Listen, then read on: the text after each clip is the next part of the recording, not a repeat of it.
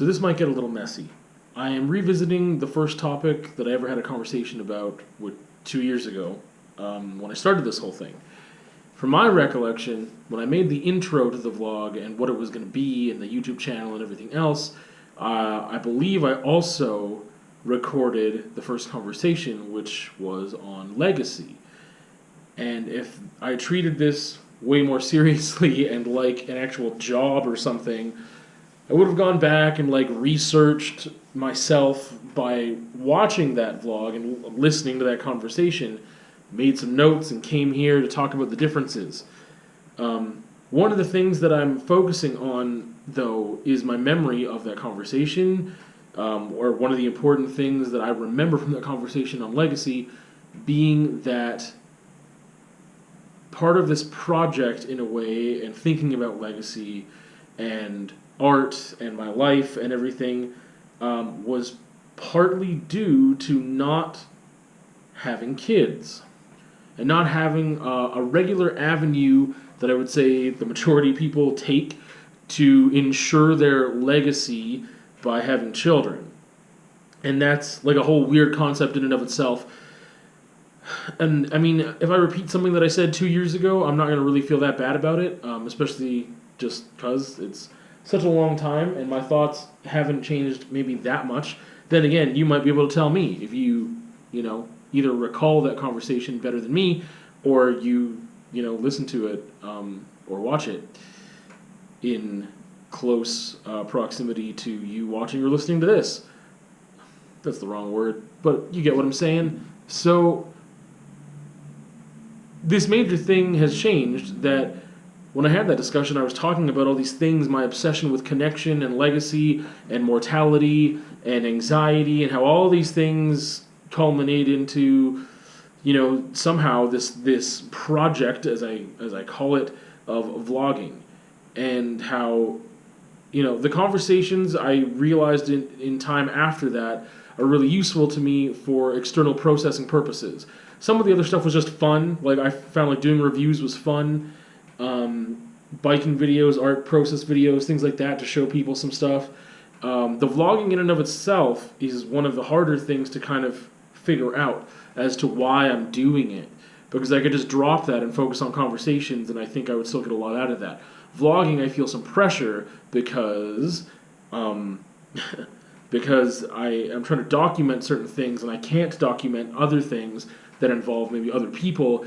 And I guess that's a major thing, is that in the past year my life has taken such a turn with my involvement in family life and children, and I've been thinking about that. So that's really what this is about, before that off the rails intro.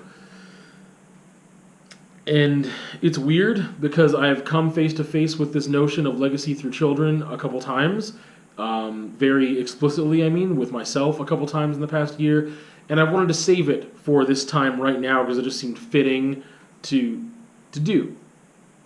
And one of these things that I've been faced with is being curious about my own genes and how, I believe that people are a product of nature and nurture, which is something I have discussed on the podcast before, or the vlog, whatever. Again, this is on multiple platforms in media, through a podcast format and also the YouTube vlogging format, video format. So I've discussed that before, and I believe that people are a product of both nature and nurture, and what they choose to do with their nature and nurture and those experiences, and being aware of their experiences and all those things. And I have no part in the nature of these children that I am helping raise.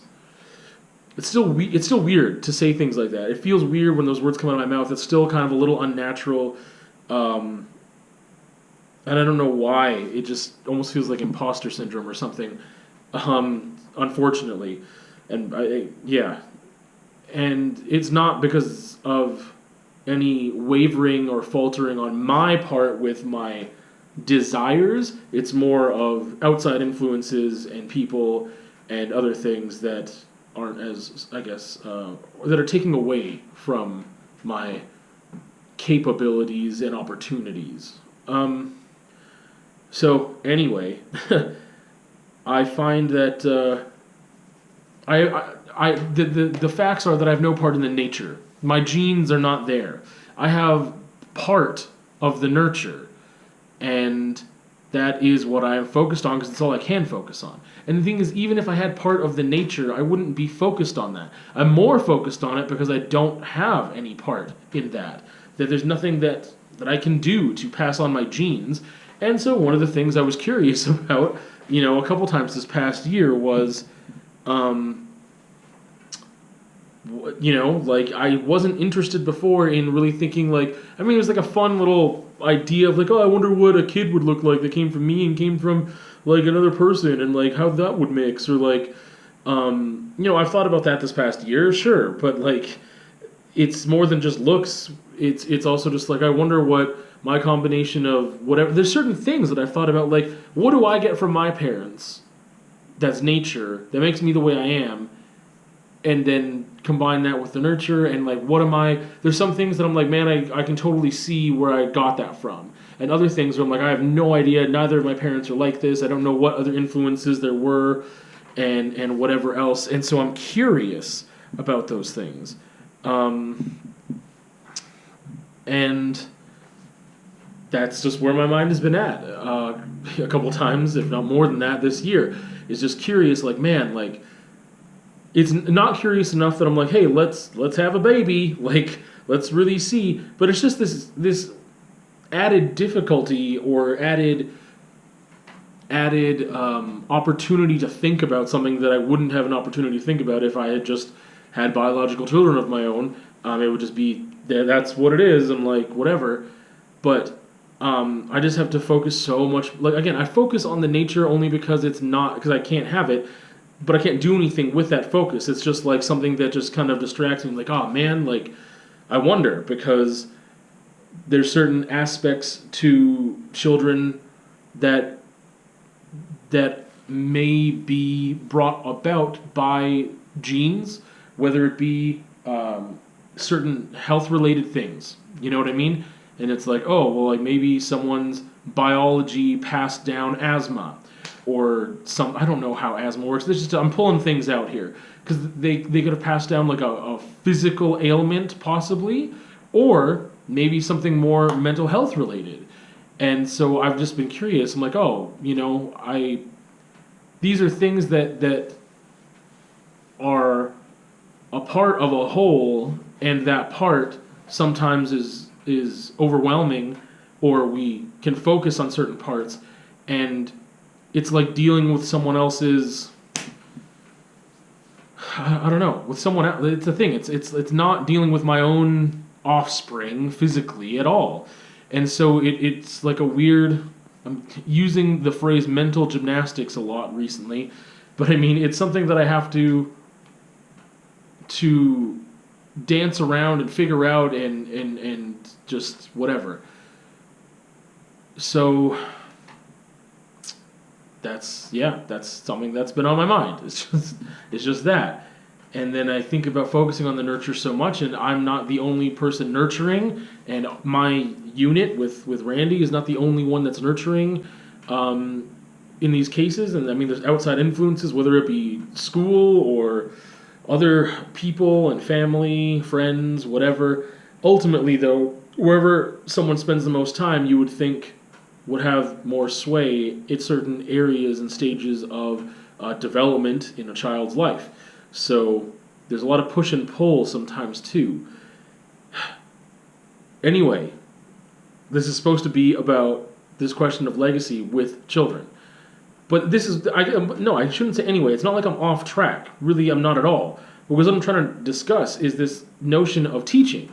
And that if I'm leaving a legacy with whatever, with what I produce artistically, creatively, whether it be, writing or visual arts or music or, which isn't a thing really much anymore, or with the way that I've taught students, or the way that I just live my life and document it and have it here in this format. there's also, that was all that there was before, but now there is, oh, there are these children that at some point someone can attach to me as being like, these are your children, and what does that mean, and how have you raised them? And there's a lot of just different things with different stages of life, and like I said, development, and when I've entered their lives, and what other influences there were beforehand that there aren't now, which ones there are now, which ones there will be in the future. There's just so much there, and it just became such a part of the regular day-to-day without me thinking about it. But when I am thinking about it, I mean, like, subconsciously, there's a thing I think with a lot of parents that, oh, this person is representing me. It's like, for lack of a better analogy, an employee representing a company. And, that's a horrible analogy. But a lot of people equate the behavior of children to the way the parents have raised them, which is both correct and incorrect. It's all circumstantial. You never know necessarily why someone's acting the way they act, and it doesn't mean because they don't know better. Sometimes they just do. And that has a lot to do with the nature part of things. If everything was only nurture, it would be, well, no. If it was all nature or if it was all nurture, if it was one or the other 100%, it would be like someone was a carbon copy of either the way you acted and taught them and want them to be, or there's a carbon copy of you and all your idiosyncrasies and things that make you a unique individual and the way that you react to stimuli and all those things. But that's not the case. It's both. It's complex.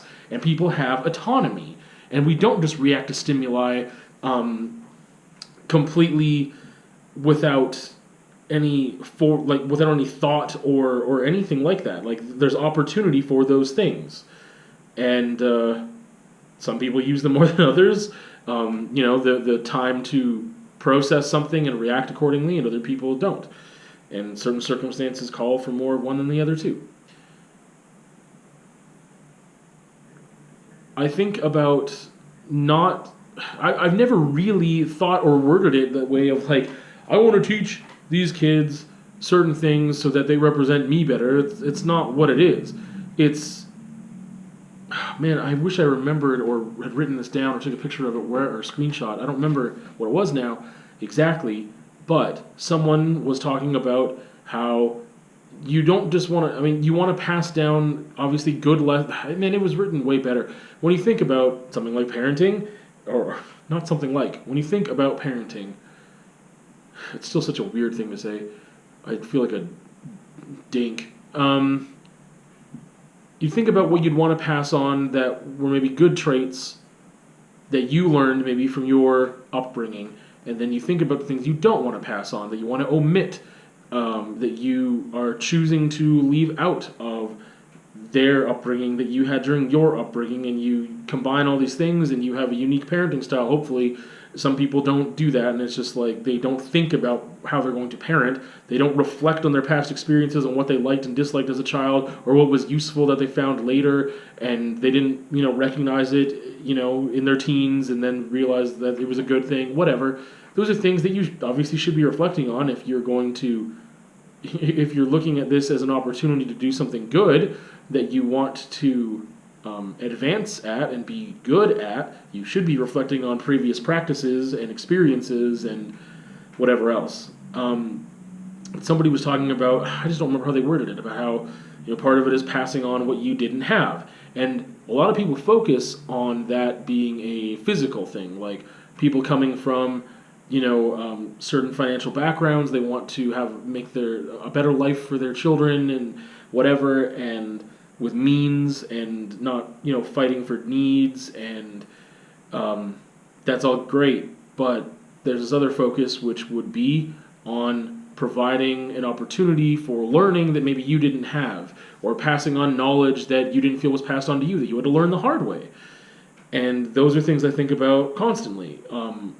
Things that I did have that were good things that I didn't have that I wish I did, and realizing that now, wanting to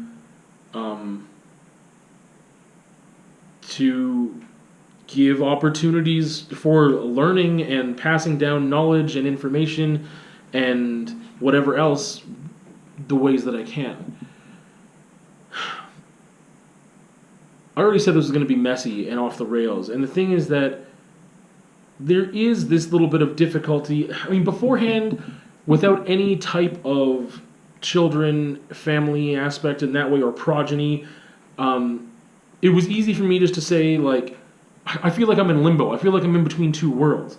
Because at the end of the day, as I'm coming to realize, I've never thought before, I've always had this thing of like, blood does not equal family. Blood means like nothing. You choose your family, you decide who's good for you and who's not at a certain point, who you want to interact with, who you don't want to. You shouldn't be pressured to do or not do certain things just because that person has blood relations to you. It doesn't make them a good person, it doesn't make them a good person for you, it doesn't mean that your relationships are healthy, none of that.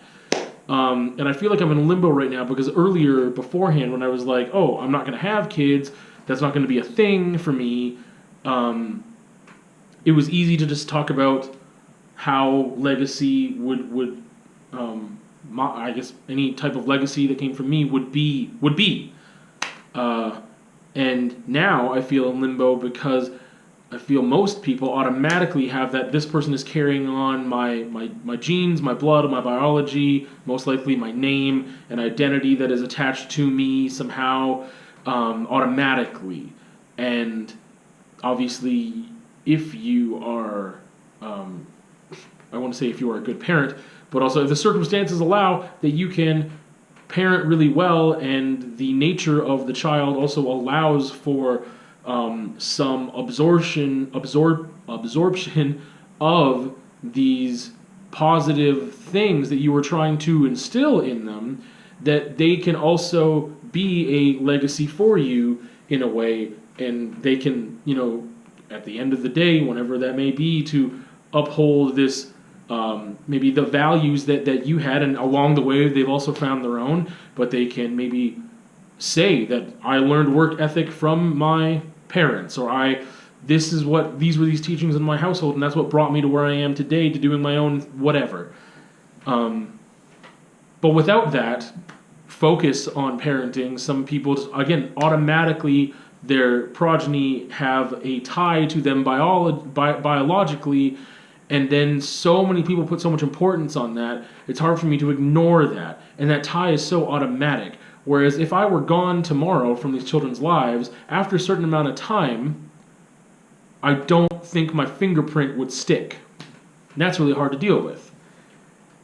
I feel like at this stage in their lives and the amount of time that I've spent with them, I don't think my fingerprint would stick. And I have a desire for that to happen because I have given so much of myself to this, I don't know what to call it, to this area of my life, this way of living, I guess, that it's difficult to feel like one might get lost in that. I don't know how to explain it. It's like I talked about the fate of my paintings before. I'm like, I don't know, they're probably going to end up in a dumpster eventually, or a Value Village, or whatever. Or maybe someone would pass it on through their family, not because it's like famous, because someone just thinks it's beautiful, and then someone else grows up in the same household and they think it's beautiful and they love it, whatever. And eventually maybe someone will be like, this is trash, I don't like it, and throw it out, or sell it, or who knows. But this is different because we're talking about people. And it's just an incredibly different thing than an inanimate object, even though that inanimate object might be rich with emotion and passion and teaching, and someone can learn from it, whether it be a book or a piece of writing or a photograph or a painting. That art has the ability to carry all these things and make people think and wonder and teach, and people can learn from these things. But again, when you're talking about humans, and that, I guess the instinctual thing, if you are assisting in raising humans, is that you want them to carry on things that you believe are good. And you want to believe that you are good, or that you are trying to be good, and you, again, it just depends on who you are as a person and the reflecting that you do, and what you want to pass on and what you don't, and being real with yourself and who you are, and trying to figure out how to just work on yourself simultaneously while you are encouraging youth to work on themselves and see you as a good example, and be real about when you're not a good example, and communicate and all those things. And it's just, again, it's just a struggle with this aspect of I don't have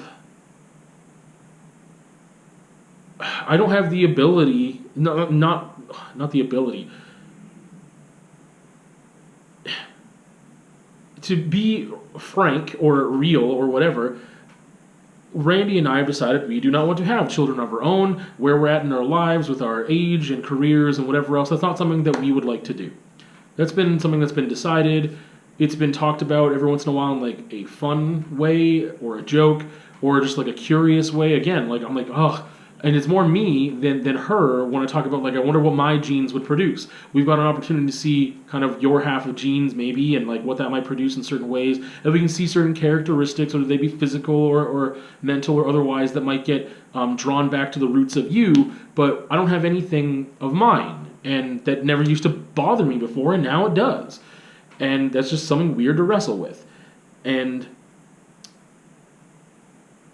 again, the raw truth of the matter is that if Randy and I broke up today, I don't think that I would go and just be like, you know what, I want biological children now. Like, it wouldn't be that way. The circumstances and everything that led to this being the way it is right now is just, I don't know, like, it just happened. Like, no, there's things that led up to it, and I don't know all of it, and I haven't reflected enough on all of it, and some things I'm just not going to be able to answer anyway. It's circumstances and right time, right place. And I just don't think it would be something that I would do. With like Randy or not Randy, she's not the factor necessarily in why I don't want to raise a child from birth at this age in my life, at 34 years old. I didn't want to beforehand. I didn't think I wanted kids, period, beforehand. And now things have changed gradually over time, over the past year and a half and whatever else. Almost 2 years since meeting Randy. That has changed. But it really hasn't changed yet that I have just been like, I don't want to raise a new being. I am curious about what that being would be like. And maybe it's also because the older I get, I might be more curious. And I hope that in the raising of these children, that desire will go away for me in time as maybe things become more normalized of our relationship to each other and the way that we view each other and relate to each other in the way that other people might see that as well and treat that relationship. Unfortunately, outside factors affect me more than I thought they did. From my teen years, outside influence didn't really impact me negatively that's such a loaded statement. That's something I should talk about one day. I feel like outside negative expression towards me affects me more than I thought it did when it comes to either like making comments about my art or me as a person or whatever. That I don't think it rules my life, but I thought that I could distance from that a lot easier than I can. And when it comes to parenting, it's a very sore spot, but it's also because I am not secure in my parenting or in my relationship as a parent or my my being of a parent it doesn't feel secure and safe, and therefore feeling in a state of transition and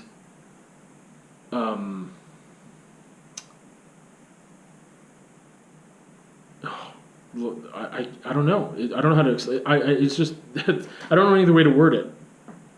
But being in that position that I am still in, that's not concrete in so many ways, it's difficult to deal with certain aspects of outside influence. Anyway, that is rambling on legacy with kids right now, with where I'm at. I hope that maybe in 2 years I would make another video where I feel much more secure in that, and things I've learned from reflecting on this conversation and these thoughts that I'm having now. And yeah, this position that I'm in now, I don't want to change. Legacy with kids. What does that? Yeah, what does that mean? You know, it's. I've talked before about legacy, about carrying on. That's the thing. I had talked not just about. I'm just so full of expression. That's why the very next conversation 2 years ago was connection, and why, like, about seeking connection and all these different ways, and doing that through art and through expressing and through having meaningful conversations with others, and being a high school art teacher and making connections there and whatever. And I do feel like if I were to be a high school art teacher again, and if I were able to secure that position, that I still would be leaving legacy there, and just little nuggets that people might, I think of one of my high school teachers, and I feel like they left a legacy through me, or I feel like I am manifesting their legacy in a way because of the whole reason I'm a teacher is because of them. Or that's one major reason. So, I mean, it's just that way of fighting mortality, but now it's just morphed into something else, where there's these other thoughts and musings that have to do with things I wasn't concerned about for the majority of my life, that now I am. And that's what I'm navigating. So I would obviously want, children in my care that I'm helping raise, dare I say, at some point in my life, I would like to feel more comfortable saying my children. I would obviously want them to not be reflections of me, but to reflect certain values that I have assisted them in respecting and understanding, in how they can be applied to their lives in a positive way. And that would be part of my legacy, I suppose, is by affecting positively the people around me that I care the most about, and having a certain influence on them, whether it be friends or family or whatever, or students, that they can take something and draw from it. We will see you on another time.